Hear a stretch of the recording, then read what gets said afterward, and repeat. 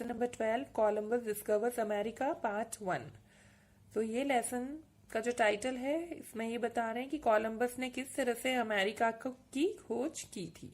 So let's start the lesson. In the 15th century, European seamen were trying to find a sea route to India.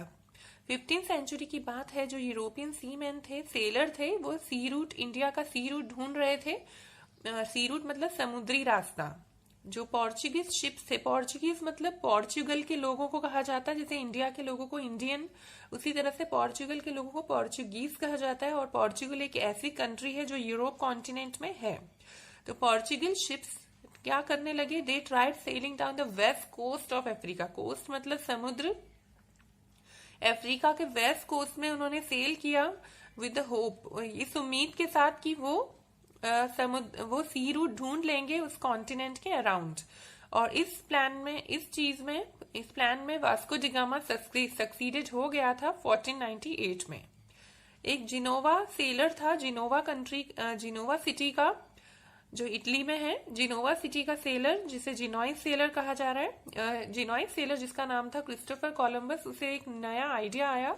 His plan was to sail west. उसका plan था west की तरफ पूरा cell करने का, क्योंकि उसका ऐसा मानना था कि अगर अर्थ बॉल की तरह गोल है, तो अगर पूरा कंप्लीटली वेस्ट में सेल कर लिया जाए तो नेचुरली ईस्टर्न लैंड पर पहुंचा जा सकता है, और इस तरह से इंडिया का सी रूट मिल सकता है।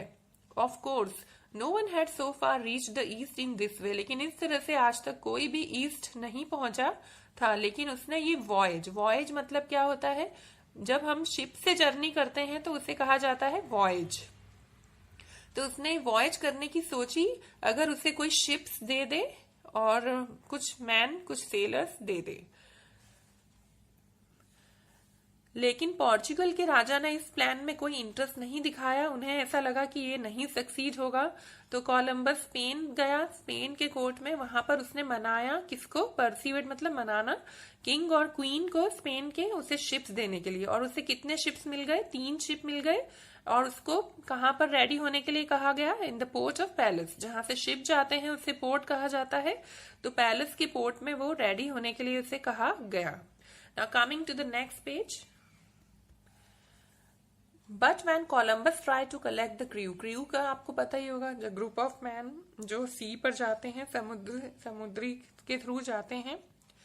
तो जब वो क्रू कलेक्ट करने लगा तो उसने देखा कि उसके साथ कोई भी आने को तैयार नहीं था, क्योंकि उन्हें डर था इस तरह की खतरनाक और इस तरह की लंबी जर्नी या वॉयज करने के लिए, जो बिल्कुल अननोन सी में थी। अननोन मतलब जिस सी में आज तक कभी कोई नहीं गया, वहां पर जर्नी करने से सब डर रहे थे। तो उसके साथ कोई नहीं आया। कोलंबस ने उन्हें प्रॉमिस भी किया कि वो उन्हें कुछ रिवॉर्ड देगा, लेकिन फिर भी कोई उसके साथ आने को तैयार नहीं हुआ। फिर एंड में उसने बैगर्स को और क्रिमिनल्स को प्रिजन से कलेक्ट किया और उनको फोर्स किया कि उसके साथ वो आए, क्रू को ज्वाइन करें। तो फाइनली वो दिन आया। फ्राइडे 3 अगस्त 1492 में कोलंबस ने अपनी जर्नी स्टार्ट की। फर्स्ट डेस्टिनेशन मतलब कोई प्लेस जहां पर हम जा रहे हैं, तो उसका फर्स्ट डेस्टिनेशन क्या था? Canary islands. तो सबसे पहले वो कैनरी आइलैंड पे पहुंचा। और उस जमाने में, उस टाइम के यूरोपियन उस आइलैंड के बारे में क्या सोचते थे? These islands were the western most point of known world. वो जो आइलैंड था वो वेस्टर्न पॉइंट था पूरे दुनिया का, नोन वर्ल्ड का। और उसके आगे एक ऐसा ग्रेट अननोन समुद्र आता है जिसमें आज तक किसी ने नहीं एक्सप्लोर किया था, कोई भी वहां आज तक नहीं गया था और उसके आगे भी नहीं गया था। कि उन आइलैंड्स के बारे में लोगों की क्या थॉट्स थे? In the minds of common people these seas were filled with all kind of imaginary dangers. लोग सोचते थे कि ये जो सीज है, समुद्र है, वो खतरों से भरे हुए हैं। कुछ लोग सोचते थे कि वहां पर नरक का दरवाजा खुलता है, डोरवे टू हेल ले open there. Others again thought that somewhere in these western seas, कुछ सोचते थे कि इन समुद्रों में, वेस्टर्न सीज में दुनिया खत्म हो जाती है, world came to an end. और कुछ लोग मानते थे कि इस समुद्र में ऐसे सी स्नेक्स हैं जिनकी बाइट जो है डेडली है, मतलब उनके काटने से मर जाते हैं। तो इस तरह के लोगों का सोचना था। On the way to the Canary Island, Canary Island के रास्ते पर एक शिप, पिंटा शिप का नाम है, उसका रडर खो गया। रडर क्या होता है? वो जो स्टीयरिंग के लिए यूज होता है उसे रडर कहा जाता है। लेकिन ये एक्सीडेंटली नहीं हुआ था, ये शायद किसी ने जानबूझ के किया था, जिसको वॉयज आगे ले जानी नहीं थी, जर्नी आगे नहीं बढ़ानी थी, who did not want to take part in the voyage. तो कोलंबस को वहीं पे रुकना पड़ा कैनरी आइलैंड पे शिप के रिपेयर के लिए।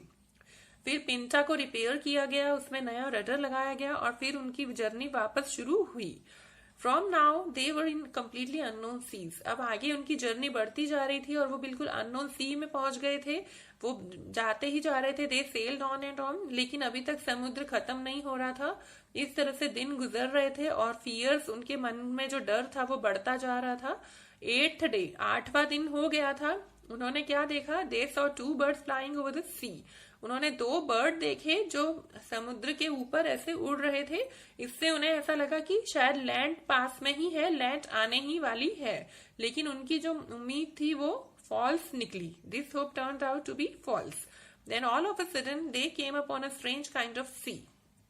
उसके बाद ऐसा हुआ कि उन्हें एक अलग ही तरह का समुद्र देखने को मिला, जिसकी सरफेस किससे कवर्ड थी? सीवीड से। सीवीड क्या होता है? एक समुद्री प्लांट होता है। और ये जो सी था, सीवीड से भरा हुआ, उसको सरगासो सी कहा जाता था। It covers an area 7 times the extent of France. और वो इतने एरिया में फैला हुआ था कि फ्रांस जितना बड़ा है उसका 7 times ज्यादा। Seeing it the sellers were terrified. Terrified मतलब कंप्लीटली घबरा जाना। तो ये सब देख के तो सेलर्स बिल्कुल ही टेरिफाइड हो गए थे। But when they saw that the ships cut their way through this seaweed easily, they took heart again. took heart मतलब जब कोई राहत मिलना, किसी चीज से डर के बाद एक राहत सी मिलना, उसे कहेंगे took heart। तो उन्होंने देखा कि जब शिप वहां से रास्ता कट करके निकल रहा था सीवीड के थ्रू, तो उन्हें थोड़ा अच्छा फील हुआ। बट सून हम समथिंग हैपन। फिर एक ऐसी घटना हुई जिससे उनका डर बढ़ा। जो कंपास होती है, जो डायरेक्शन बताती है, उसका जो नीडल थी वो पॉइंट करना चाहिए था उसे नॉर्थ में, लेकिन वो नॉर्थ वेस्ट की तरफ ही पॉइंट कर रही थी। When this was observed the crew demanded that the ship should immediately turn back home. तो ऐसा होने लगा तो क्रू ने डिमांड किया कि घर वापस जाना चाहिए शिप को लेकर। बट कोलंबस इस बात के लिए बिल्कुल तैयार नहीं था, क्योंकि इतनी दूर आने के बाद वापस जाना तो वो सोच ही नहीं सकता था। It was unthinkable for him. उसके लिए ये बिल्कुल अपनी लाइफ और फॉर्च्यून को खत्म करने जैसा ही था, क्योंकि उसने मन में निश्चय किया था, डिटरमाइन था वो, कि वो आगे तक जाएगा कंप्लीटली। तो क्रू तो बिल्कुल डरा हुआ था, उन्हें समझ नहीं आ रहा था कि अब क्या किया जाए, क्योंकि वो बिल्कुल खतरे भरे समुद्र में थे।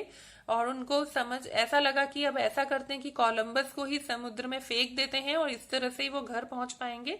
और कोलंबस समझ गया था कि उनके माइंड में क्या चल रहा है उनके मैन के, लेकिन वो रोज उनके बीच में जाता था, उन्हें एनकरेज करने की कोशिश करता था और उनके साथ फ्रेंडली होने की कोशिश करता था और उनको कंफर्ट करने की अपने सॉफ्ट वर्ड से कोशिश करता था। और उन्हें ये भी कहता था कि जब वो लैंड पर पहुंच जाएंगे तो उन्हें बहुत अच्छे अच्छे गिफ्ट्स, अवार्ड्स या रिवार्ड्स मिलेंगे।